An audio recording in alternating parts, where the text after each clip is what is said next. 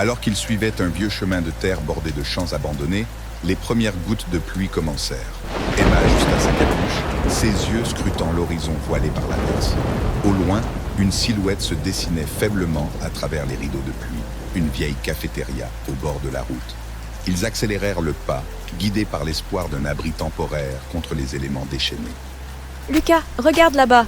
On pourrait peut-être s'y abriter. Ça fera l'affaire pour la nuit. On devrait être au sec ici.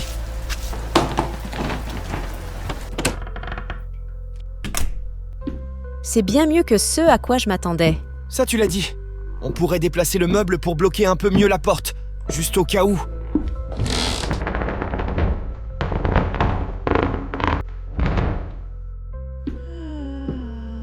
Ça fait du bien de s'arrêter un peu. Oui, enfin, un petit repos bien mérité. Par contre, j'ai plus grand-chose à manger dans mon sac.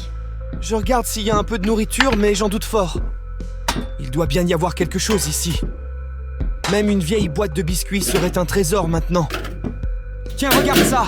Un paquet de chips légèrement écrasé mais encore scellé. Trop bien! C'est fou comme quelque chose d'aussi simple peut nous faire plaisir. Et moi, regarde sur quoi je suis tombée. Des serviettes. Il y en a suffisamment pour faire un lit confortable. On dormira dans un hôtel 5 étoiles ce soir. C'est moi qui te le dis.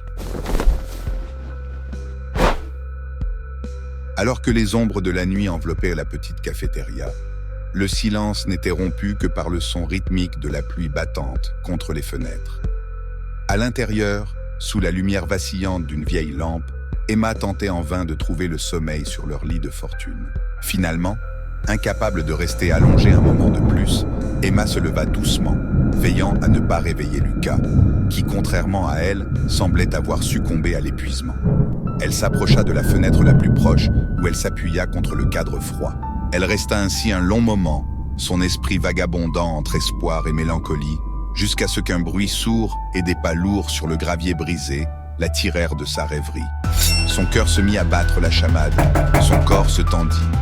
Quelqu'un était là, à l'extérieur, approchant de leur refuge précaire. Emma retint son souffle, écoutant, tandis que chaque nouveau bruit semblait plus menaçant que le dernier.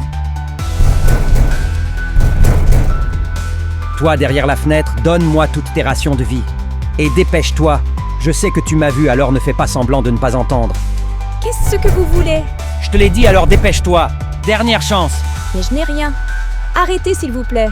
Je vais rentrer et tu vas voir ce que je vais te faire, sale gamine. Mais pourquoi? Vous êtes complètement malade. Tu t'es moqué de moi. Je viens de te voir manger quelque chose.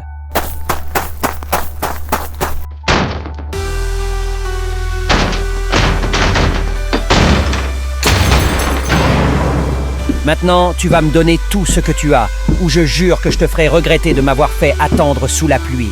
Mais je n'ai rien. Laissez-moi. À genoux, sale garce. Lâchez-moi. Aïe! Dis adieu à ta misérable vie. S'il vous plaît, ne faites pas ça. Nous n'avons vraiment rien. Nous, vous êtes plusieurs, donc vous avez forcément des choses qui peuvent m'intéresser. Où sont les autres? Réponds ou je te tue. Je vous en supplie, arrêtez. Mauvaise réponse. Pitié, ne me tuez pas. Trop tard. L'homme était déterminé à obtenir ce qu'il voulait. Il pointa son arme sur le front de Emma avant qu'elle ne puisse finir sa phrase, et c'est alors qu'un coup de feu retentit brusquement, coupant l'air avec une finalité brutale.